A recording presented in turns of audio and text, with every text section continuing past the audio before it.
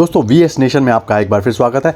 दोस्तों दशहरे के दिन स्थापना हुई भगवाधारी सेना की, जी हाँ, सनातन धर्म के प्रति जन जागृति करने के उद्देश्य से वसई में भगवाधारी सेना की शुरुआत हुई। इस कार्यक्रम के मुख्य अतिथि डॉक्टर कृष्णा कुमार जी महाराज और डॉक्टर जगदीश शास्त्री ने भगवाधारी सेना की सराहना करते हुए कहा कि आज ऐसी सेनाओं की ज़रूरत है। सनातन को आगे बढ़ाना है और सनातन का प्रचार करना है तो ऐसी सेनाएं ज़रूर बननी चाहिए। इस सेना के सैनिकों की बात करें तो राजेश नायर, रमेश कुमार, राजेश नारायणन, कृष्णा चौहान, नितिन चौधरी, प्रवीण भंडारी, विजय कुमार, धनंजय माली, शीला अय्यर, कौशिक जैन, अमोल कोलेकर, प्रदीप आदि इसके सिपाही हैं और आने वाले समय में ये सेना हमें लगता है कि ज़रूर बढ़ती जाएगी और हमारी कामना है कि ये सेना बढ़े और सनातन धर्म का प्रचार करे। इस मौके पर भगवाधारी सेना का लोगो भी अवतरित किया गया, विमोचन किया गया और इस विषय में क्या कुछ कहा इसके सैनिकों ने और अतिथियों ने, आइए सुनते हैं उन्हीं की जुबान। नमस्कार। आवाज सुनाई नहीं दे, और एक बार नमस्कार। नमस्कार। गुरुजी को भी प्रणाम। आज का दिन क्या है? दशहरा है, तो सबको मेरा तरफ से दशहरे का हार्दिक शुभकामनाएं। और आज कहीं ना कहीं आप लोग सब अपना बहुत ही इम्पोर्टेंट, बहुत ही कीमती टाइम निकाल के यहाँ आए हो, बराबर है? तो आपके लिए एक स्पेशल जोरदार तालियां।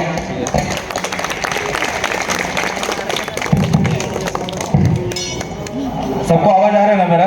Yes sir. मैं इधर आने से पहले सोचा था कि बहुत सारी चीजें, बहुत सारी बातें आप लोग से करूंगा, लेकिन स्टेज पे आने के बाद मैं सारी चीज में भूल चुका हूँ। वेदों में, शास्त्रों में ऐसे तमाम मंत्र हैं जिसको कि बोलने से हमारे जीवन में ऊर्जा आती है। कुछ दिन पहले इस संस्था के विषय में थोड़ा चर्चा होना चाहिए। कुछ दिन पहले श्री रमेश अय्यर जी हमारे पास आए और उन्होंने बहुत ही एक अच्छे भाव से मुझसे कहा कि एक संस्था का निर्माण कर रहे हैं, तो उसका हम लोग विचार करते हैं कि यह शुरुआत हो और जिसका उद्देश्य है कुछ अच्छे कार्य करना। उन्होंने मुझसे कहा कि गुरुकुल परंपरा के विषय में हम जानना चाहते हैं और उसको शुरुआत किस तरह से करें और उसका प्रयोजन किस तरह से हो, जिससे कि हम लोग समाज के भीतर कुछ कार्य कर सकें। और इसीलिए उन्होंने इसका नाम रखा भगवाधारी सेना। सूर्योदय होता है तो सूर्य की किरणों में क्या होता है? भगवा। और सूर्यास्त होता है तो भी भगवा से ही होता है। ये प्रकृति ने ही हमें भगवा दिया है, इसलिए भगवाधारी हुआ है। संत महंत सब भगवा पहनते हैं कि उससे विचार और व्यवहार दोनों ही अच्छे आते हैं जीवन में। और भगवा का जो स्वरूप है वो अपने आप में ही मन को संतुष्टि देने वाली विचारधारा उसमें अपने आप आता है। इसलिए सदियों से हमारे ऋषि मुनि भगवा वस्त्र पहनते आए हैं। संस्था का उन्होंने अपना स्वरूप बताया कि इस विषय में कि समाज को शिक्षित, प्रशिक्षित, उनकी सहायता जितना भी हो सकता है यह संस्था करेगी। उसके अलावा गुरुकुल परंपरा की शिक्षाओं के ऊपर इस संस्था का बहुत ज़्यादा प्रयास होगा। गुरुकुल की शिक्षा क्या है आज के संबंध में जानना बहुत ही आवश्यक है। प्राचीन काल से जो शिक्षाएं हमारे देश में दी जा रही हैं वो पूर्ण शिक्षा होती है। आधुनिक शिक्षा में और पहले की पौराणिक शिक्षा में बहुत ही अंतर है। पहले शिक्षा पूर्ण होती है, आज की शिक्षा अपूर्ण है। उसमें पूरी तरह से जानकारी, एक तरह से कोर्स बनाया गया और कोर्स को पूरा किया जाता है और उसमें डिग्री दिया जाता है। जबकि प्राचीन शिक्षाओं में उस विषय की पारंगता उसमें सिखाई जाती थी। साहित्य है, ज्योतिष है, मीमांसा है, वेद है, पुराण है, उस माध्यम से सारी जानकारियाँ दी जाती हैं। आज जो अभी चंद्रयान का हुआ विषय, उसके वैज्ञानिकों ने भी कहा कि हमने इन सब चीज़ों को वेदों के अध्ययन से हमें बहुत ज़्यादा सहायता मिला है। यानी सारी परंपराएं हमारे वेदों में पहले से लिखी हुई हैं। तो वेद का अध्ययन, शास्त्र का अध्ययन, मीमांसाओं का अध्ययन, पुराणों का अध्ययन, इसमें जीवन के सार बचे हुए हैं। सब सार ही सार है। और क्या है, प्राचीन जो शिक्षाएं हैं उसको लोग कहते थे शिक्षा। हमारे यहाँ लोग शिक्षा शास्त्री होते थे, क्यों, ज्ञानी हैं। आज क्या है, शिक्षा नहीं है, वो साक्षरता है। साक्षरता और शिक्षा में बहुत अंतर होता है। शिक्षा वो होती है जिसमें ज्ञान हो, साक्षरता वो है जिसमें किसी विषय को लेकर के हमने पढ़ाई किया है और हमारे पास डिग्री है। आज केरल के लोग हैं, राजेश नायर जी भी हैं और भी लोग हैं। आज वहाँ बहुत ही दुख होता है कि सबसे अधिक शिक्षित लोग केरला में ही बताए जाते हैं कि सबसे ज़्यादा एजुकेटेड लोग वहाँ हैं। उसके बावजूद भी वहाँ पर आप देखेंगे या जानकारी लेंगे कि हमेशा कोई न कोई घटनाक्रम वहाँ चलते रहता है।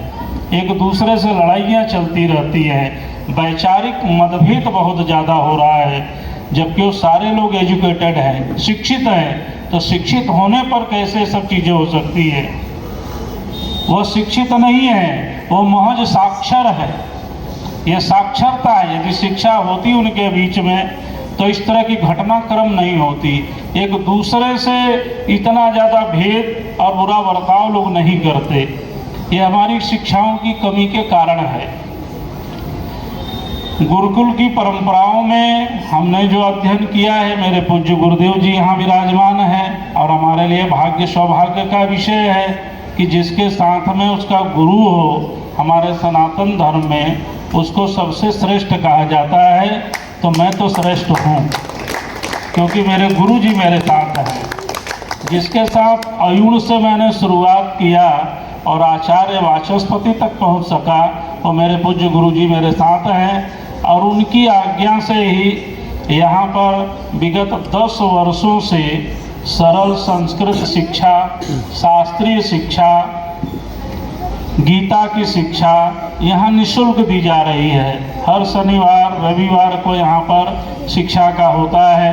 वर्ष में 2 बार परीक्षा होती है। यहाँ पर आयु की सीमा नहीं रखी गई है, अपूर्ण तरह से निःशुल्क है। जो लोग भी यहाँ पर आए, शिक्षा लेना चाहें, ले सकते हैं। दूसरी बात है कि गुरुकुल की कमी बहुत होती जा रही है।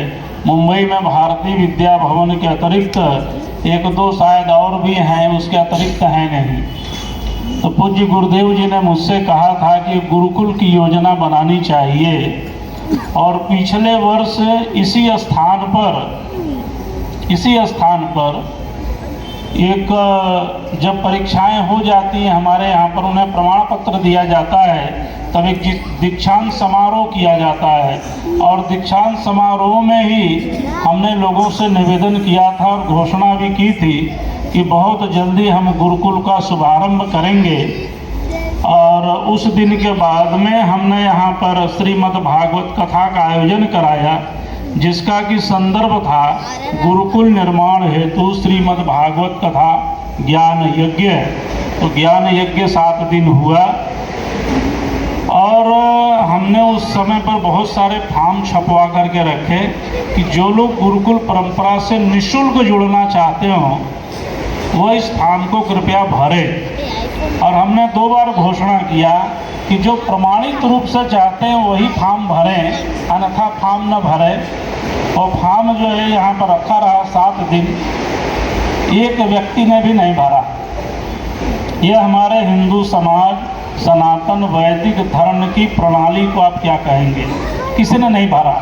परंतु उससे हमें कोई निराशा नहीं हुई, बल्कि ऊर्जा शक्ति का बहुत ज़्यादा निर्माण हुआ। क्योंकि हिंदू समाज इस तरह से जा रहा है, इसलिए बहुत ज़्यादा जरूरी है गुरुकुल परंपरा। क्योंकि इतना ज़्यादा निराशावादी आ चुकी है, वो इसके कारण आ चुकी है कि शिक्षाएं बिल्कुल नहीं हैं। हम लोग प्रयास में लगे रहे यहाँ वहाँ, परंतु कृपा से भगवान के हम लोगों को जमीन प्राप्त हो गई और आज प्रातः काल ही पूज्य गुरुदेव के द्वारा केलवे पश्चिम में गुरुकुल के स्थान पर आज कलश पूजन हो करके हमने प्रारंभ कर दिया है।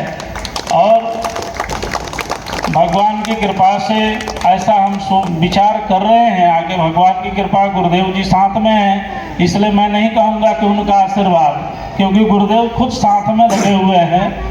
तो अगले विजयादशमी के दिन हम केलवे में गुरुकुल शुरू कर सकेंगे, ऐसा पूरा उम्मीद है। परंपराएं जीवंत रखना बहुत जरूरी है, क्योंकि वेद नहीं होंगे, उपनिषद नहीं होंगे, ज्ञान का भंडार नहीं होगा, ये पीढ़ियां धीरे धीरे चली जाएंगी। और आने वाले समय में जैसे एक नेता आता है, भाषण देता है और बोलता है बोलो जय श्री राम, जय श्री राम, तो केवल हम उसके अलावा कुछ भी जान नहीं सकेंगे और केवल उसी घोषणाओं को ही हम अपना धर्म समझ बैठेंगे। सनातन धर्म में, हिंदू धर्म में यह चीज़ें बिल्कुल कम होते जा रही हैं, इसलिए इन विषयों की बहुत ज़्यादा आवश्यकता है। और हमें प्रसन्नता है कि आज ये भगवाधारी सेना इस कार्य के लिए गुरुकुल की तरफ एक कदम आगे बढ़ने का संकल्प लिया है और इसको और प्रगति के रास्ते पर जाने के लिए संकल्प करने का आज संकल्प भी लेने वाले हैं, ऐसा उन्होंने कहा। यत्कृपातमहं वन्दे परमानन्दमाधवम्। मध्यस्थ हमारे डॉक्टर जगदीश शास्त्री जी, और विशेष करके मैं अभिनंदन करना चाहूँगा कि आज एक हमारी संस्कृति जो इस समय संक्रमण के दौर से गुजरती हुई हमारी संस्कृति, जिसको बचाने का दायित्व आज के पीढ़ी पर है। जिनमें भी चेतना है उनके लिए ये आवश्यक है, अगर हम इस संसार में आए हैं तो हमारी संस्कृति को बचाने के लिए हमें आज कुछ करना होगा, नहीं तो पूरे का पूरी हमारी जो संस्कृति लाखों वर्ष से जल आदि से चली आ रही, जो हमारी आदि संस्कृति है, जो हमारा अक्षुण्ण ज्ञान है, जो हमारे संस्कार हैं, वो लुप्त हो जाएंगे, समाप्त हो जाएंगे, हम विधर्मी हो जाएंगे। और इसको बचाना हमारा ही दायित्व है, आज के पीढ़ी का दायित्व है कि इसको बचाने के लिए प्रयत्न करे, कार्य करे, आगे बढ़े। और पूरे समाज का दायित्व है कि इस अभियान को आगे लेकर के चले। ये भगवाधारी सेना, ये एक नई जो संरचना आई है, चर्चा कर रहे हैं, ये हमारी नहीं, ये सनातन की मजबूती है, सनातन का जड़ है, जो हमें इससे अलग नहीं होने देगा। लेकिन आवश्यकता इस बात की है कि हम सबको सजग होना होगा, घर घर जाना होगा, सनातन की अलग को जगाना होगा, तब जाकर के हम इस आज का जो ये अभियान है, ये जो भगवाधारी सेना है, इसमें मैं कहता हूं कि हमें हमारे उद्देश्य को, हमारे कार्य को सही तरीके से समाज में ले जाने की आवश्यकता है। एक हिंदू समाज, एक सनातनी, इसमें कोई जाति भेद नहीं होगा, कोई वर्ग भेद नहीं होगा, कोई ऊंचा नहीं होगा, कोई नीचा नहीं होगा। एक सनातनी, जो कि हम सभी एक अंश से आते हैं, एक ब्रह्मा से हमारी उत्पत्ति होती है और वहीं से हमारी सृष्टि होती है, और हम सभी एक हैं। और ये जो जाति की व्यवस्था है, ब्राह्मण मुखमासित बाहु राजन्य कृत पूर्व तद वैश्य पदव्यागम शूद्रो अजायत, ये जो 4 वर्णों की जो व्यवस्था है, ये व्यवस्था है, न कि इसमें कोई भेद है। इस बात को दिमाग से निकाल देना होगा। आज ये सेना बहुत ही सुखद स्थिति है कि आज हम एक ऐसी सेना को लेकर के खड़े हुए हैं जो भगवा धारण करता है। जगदीश जी ने बताया कि हमारे ऋषि मुनि भगवा धारण करते हैं, अब मंदिर पर भगवा ध्वज लगाते हैं, आप अपने हृदय में भगवा को लेकर के चलते हैं। आज हमने भगवा को ओढ़ लिया है, क्योंकि हमारे हृदय में जिस भगवा को हमने धारण किया है उस पर आज संकट आ खड़ा हुआ है, तो हमने आज उस भगवा को ओढ़ लिया है, ओढ़ करके आगे बढ़ेंगे, भगवा का अलग जगाएंगे। एक एक व्यक्ति तक, एक एक हिंदू समाज तक, एक एक सनातनी तक जब तक जागृति नहीं आ जाएगी तब तक हम चैन से नहीं बैठेंगे। ये संकल्प लेने का समय है।